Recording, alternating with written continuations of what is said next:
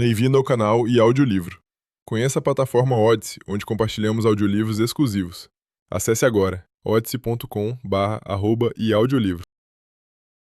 Conto Que Pena, de Isaac Asimov.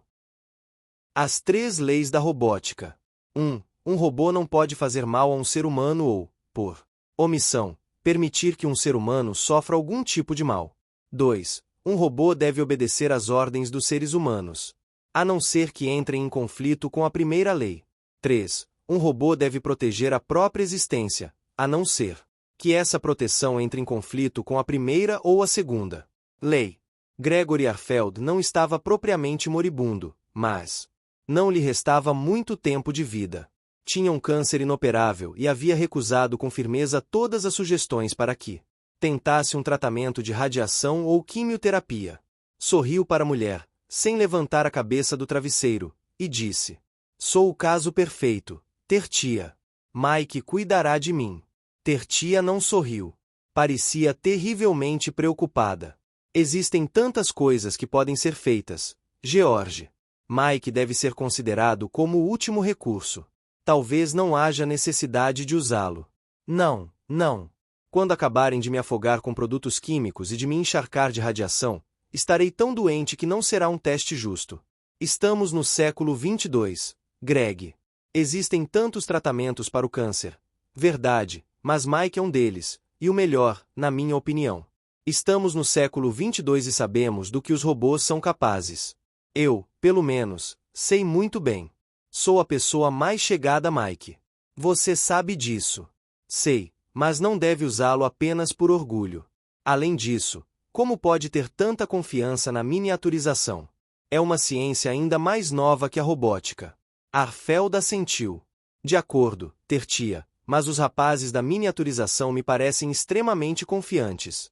Podem diminuir a constante de Planck ou fazê-la voltar ao normal de forma quase rotineira, e os controles que tornam isso possível foram implantados no corpo de Mike.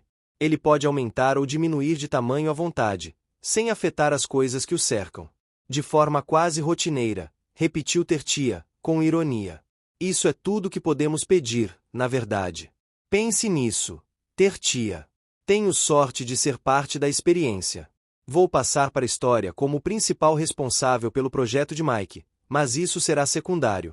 Meu maior feito será o de ter sido tratado com sucesso por um micro-robo, e por minha livre e espontânea vontade.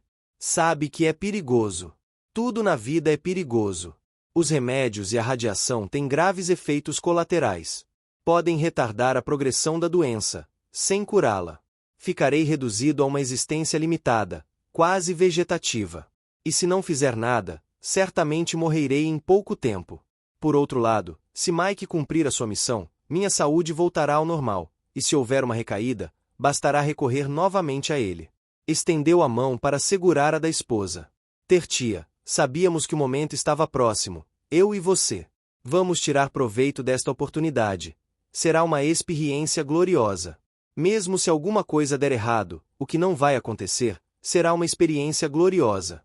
Luís II, do grupo de miniaturização, disse: "Não, senhora Arfeld. Não podemos garantir o sucesso. O processo de miniaturização está intimamente ligado à mecânica quântica e, portanto, existe uma componente probabilística. Enquanto o MIK-27 estiver diminuindo de tamanho, há sempre a possibilidade de que ocorra uma expansão súbita, não planejada, o que naturalmente matará o paciente. Quanto maior a redução de tamanho, quanto menor o robô se tornar, maior a probabilidade de que essa expansão ocorra. E quando ele começar a voltar ao tamanho normal, a probabilidade de uma expansão descontrolada será ainda maior. Na verdade, essa será a fase mais perigosa de toda a experiência." Tertia sacudiu a cabeça. "Acha que isso vai acontecer? É muito pouco provável, senhora Arfeld, mas não impossível. É preciso que a senhora compreenda isso. O Dr. Arfeld está a par da situação?" "Sem sombra de dúvida. Discutimos exaustivamente todo o processo. Ele acha que o risco é perfeitamente justificado, nas circunstâncias atuais." Hesitou. "E nós também. Sei que a senhora vai dizer que não somos nós que estamos correndo o risco, mas isso não é verdade para todos e mesmo assim achamos que vale a pena fazer a experiência.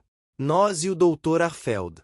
E se Mike for reduzido a um tamanho pequeno demais por causa de algum erro ou falha no mecanismo? Nesse caso, a expansão súbita seria inevitável, não seria? Não exatamente. Continuaria a ser um fenômeno estatístico. A probabilidade aumenta à medida que o tamanho de Mike diminui. Entretanto, quanto menor ele se torna, menor a sua massa. A partir de um certo ponto, a massa do robô ficará tão pequena que qualquer movimento fará sair voando com uma velocidade próxima à da luz. E isso não mataria meu marido. Não. A essa altura, Mike seria tão pequeno que poderia passar por entre os átomos do doutor sem afetá-los. Mas qual seria a probabilidade de que ele sofresse uma expansão súbita ao atingir um tamanho tão reduzido? Quando o MK-27 chegasse ao tamanho de um neutrino, digamos, sua meia-vida seria de alguns segundos. Em outras palavras, haveria uma probabilidade de 50% de que sofresse uma expansão dentro de alguns segundos, mas a essa altura já estaria a uma distância de centenas de milhares de quilômetros da Terra, em pleno espaço sideral, de modo que a explosão resultante produziria apenas uma pequena chuva de raios gama para intrigar os astrônomos. Só que nada disso vai acontecer. O MK-27 vai seguir as instruções e reduzir-se apenas ao tamanho necessário para realizar a operação. A senhora Arfeld sabia que mais cedo ou mais tarde seria forçada a encarar os repórteres. Recusará-se terminantemente a aparecer na holovisão, protegida pelo direito de privacidade que a Constituição Mundial lhe garantia. Entretanto, não podia continuar se negando a conceder uma entrevista. A Constituição também garantia alguns direitos à imprensa. No momento, estava sentada rigidamente, diante de uma repórter jovem e agressiva. Deixando de lado tudo isso, senhora Arfeld, não é uma coincidência incrível que o seu marido, o principal responsável pelo projeto de Mike, o micro-robo, seja também o primeiro paciente. Pelo contrário, senhorita Roth, disse a senhora Arfeld, com um ar cansado. Existe uma predisposição genética para a doença do meu marido. Ele não é o primeiro da família a sofrer de câncer. Contou-me a respeito antes de nos casarmos e essa foi uma das razões pelas quais decidimos não ter filhos. Foi por isso também que meu marido se dedicou com tanto afinco à tarefa de construir um robô capaz de miniaturizar-se. Sempre se considerou como um paciente em potencial. A senhora Arfeld insistiu em conversar com Mike, e nas circunstâncias, seria impossível deixar de atendê-la. Ben Johannes, que havia trabalhado com o marido durante 5 anos, e que ela conhecia suficientemente bem para chamá-lo pelo primeiro nome, foi com ela até o alojamento do robô. A senhora Arfeld conhecera Mike logo depois que o robô ficara pronto, quando estava sendo submetido aos primeiros testes, e Mike se lembrava dela. Ele disse, na sua voz curiosamente neutra, impessoal demais para parecer humana, prazer em vê-la, senhora Arfeld. Não era um robô bem proporcionado. A cabeça era muito pequena, os quadris largos demais. Tinha uma forma quase cônica, com o vértice para cima. A senhora Arfeld sabia que isso se devia ao fato de o mecanismo de miniaturização estar localizado no abdômen, juntamente com o cérebro, o que aumentava a rapidez dos reflexos.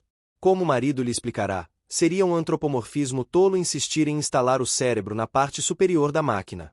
Entretanto, a forma escolhida fazia Mike parecer ridículo, quase um retardado mental. Havia vantagens psicológicas no antropomorfismo, pensou a senhora Arfeld, pouco à vontade. Tem certeza de que compreende bem qual é sua missão, Mike? Perguntou a senhora Arfeld. Compreendo perfeitamente, senhora Arfeld, respondeu Mike. Devo eliminar todas as células cancerosas. Não sei se Gregory lhe explicou, interveio Johannes, mas, quando Mike estiver do tamanho certo, poderá reconhecer facilmente as células cancerosas e matá-las, destruindo o núcleo. Sou equipado com laser, senhora Arfeld, declarou Mike, com orgulho. Pode ser, mas existem milhões de células cancerosas. Quanto tempo vai levar para destruí-las uma por uma? Não necessariamente uma por uma, Tertia, protestou Johannes. Embora o câncer esteja disseminado pelo organismo, ele existe sob a forma de pequenos tumores. Mike pode seccionar os capilares que irrigam esses tumores, eliminando milhões de células de cada vez. O número de células que terão que ser destruídas individualmente não chega a ser proibitivo. Mesmo assim, quanto tempo vai levar? O rosto jovem de Johannes se contraiu, como se estivesse tendo dificuldades para decidir o que dizer. Pode levar várias horas, Tertia, se quisermos fazer um serviço bem feito, e cada segundo a mais aumentará a probabilidade de que haja uma expansão explosiva. Senhora Arfeld, farei o possível para que essa expansão não ocorra, afirmou Mike. A senhora Arfeld se voltou para o robô. Você pode fazer isso, Mike? Perguntou, com voz tensa. Existe alguma forma de impedir a expansão? Não exatamente, senhora Arfeld, mas se estiver atento ao meu tamanho e procurar mantê-lo constante, poderei minimizar as flutuações aleatórias que poderiam levar a uma expansão explosiva. Naturalmente, é quase impossível fazer isso quando estou voltando ao meu tamanho normal. Sim, eu sei. Meu marido me disse que a fase de expansão é a mais perigosa. Mas você vai fazer o possível para que tudo corra bem, não é, Mike? As leis da robótica asseguram isso, senhora Arfeld, disse Mike, em tom solene. Quando estavam saindo, Johannes comentou, no que a senhora Arfeld interpretou como uma tentativa de tranquilizá-la. A verdade, Tertia, é que dispomos de uma holossonografia e uma tomografia de alta resolução de toda a região afetada. Mike conhece a localização exata das lesões cancerosas mais importantes. Vai perder algum tempo procurando as lesões menores, que não podem ser detectadas por nossos instrumentos, mas isso não pode ser evitado. Não queremos que sobreviva nenhuma célula cancerosa. Entretanto, Mike tem recomendações severas para não reduzir o seu tamanho além de um certo limite, e pode ter certeza de que esse limite será respeitado. Afinal, um robô é feito para obedecer a ordens. E a expansão, bem? Aí, Tertia, ficaremos à mercê dos quanta.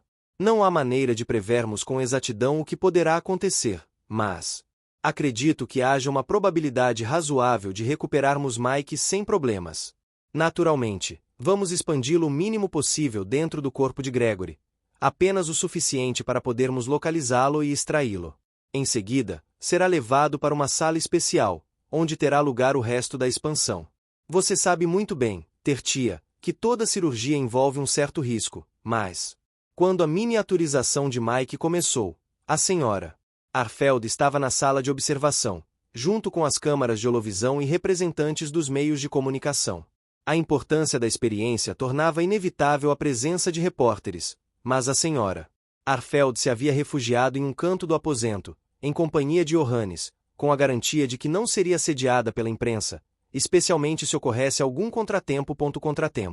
Se houvesse uma expansão explosiva, a sala de operação iria pelos ares e todos os ocupantes teriam morte imediata. Não era à toa que ficava no subsolo, a 500 metros de distância da sala de observação. De certa forma, a senhora Arfeld se sentia mais tranquila por saber que os 3 miniaturistas que trabalhavam no processo, com muita calma, ao que parecia, teriam uma morte tão horrível quanto a do marido caso ocorresse algum contratempo. Podia ter certeza, portanto, de que conduziriam toda a operação da forma mais cautelosa possível. Naturalmente, se a experiência fosse bem-sucedida, todo o processo acabaria por ser automatizado, e daí por diante o paciente passaria a ser o único a correr algum tipo de risco. Nesse caso, a probabilidade de algum acidente provocado por negligência tenderia a aumentar. Aquele dia, porém, ainda estava distante. A senhora Arfeld olhou para o trio, procurando, sem sucesso, algum sinal de nervosismo. Observou o processo de miniaturização, não era a primeira vez, e viu Mike diminuir de tamanho até desaparecer. Viu quando o robô foi injetado no corpo do marido. Haviam explicado a ela que o custo de injetar seres humanos seria proibitivo. Mike, pelo menos, não precisava respirar. De repente, a imagem na tela mudou. Agora estava vendo uma holossonografia do corpo do marido. Era uma representação tridimensional, um pouco fora de foco por causa dos efeitos combinados do comprimento finito das ondas sonoras e do movimento browniano. Mesmo assim, podia acompanhar o progresso de Mike através dos vasos sanguíneos de Gregory Arfeld. Era quase impossível saber o que o robô estava fazendo, mas Johannes descreveu os acontecimentos, em voz baixa, até que ela não aguentou mais e pediu para sair. Quando Johannes chegou para vê-la, a senhora Arfeld estava acabando de acordar, depois de dormir o dia inteiro por causa de um sedativo que lhe haviam administrado. Levou apenas um momento para se refazer e perguntar, em tom assustado, que aconteceu? Sucesso, apressou-se a responder Johannes. Sucesso total. Seu marido está curado. Não podemos garantir que o câncer não tornará a aparecer, mas no momento ele está totalmente curado. Que bom. exclamou a senhora Arfeld, aliviada. Por outro lado, uma coisa inesperada aconteceu. Uma coisa que terá que ser explicada para George. Achamos que seria melhor você explicar a ele. Eu? Perguntou a senhora Arfeld. E acrescentou, novamente preocupada. Que aconteceu? Johannes lhe contou. Passaram-se 2 dias antes que pudesse conversar com o marido. Ele estava sentado na cama, um pouco pálido, mas com um sorriso nos lábios. Nasci de novo, Tertia, disse, radiante. É verdade, Greg. Eu estava errada. A experiência foi um sucesso e, pelo que me disseram, não restou nenhuma célula cancerosa no seu corpo. Não vamos exagerar. Pode haver uma célula cancerosa aqui ou ali, mas provavelmente meu sistema imunológico dará conta do recado, ainda mais com a ajuda dos remédios que estou tomando.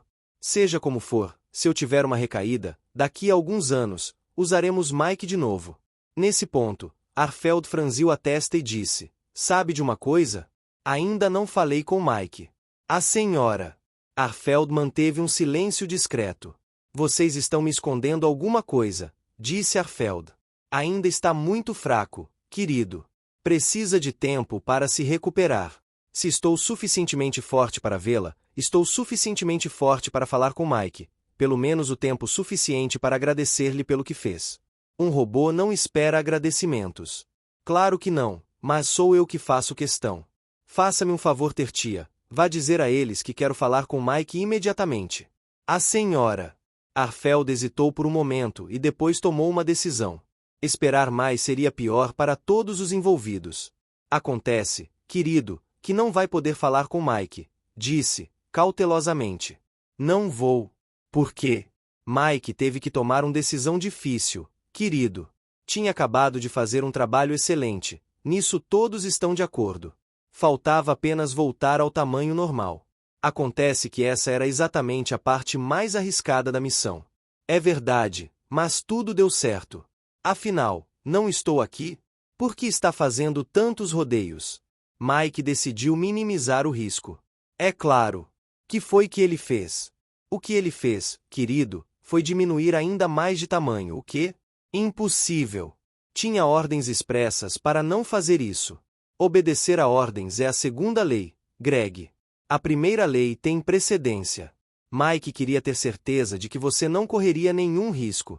O que fez foi diminuir de tamanho o mais depressa que pôde. Quando sua massa estava muito menor que a de um elétron, usou o gerador de raio laser, que a essa altura era pequeno demais para causar algum dano a você, e o coice o fez sair voando quase tão depressa quanto a luz. Ele explodiu no espaço. Os raios gama foram detectados.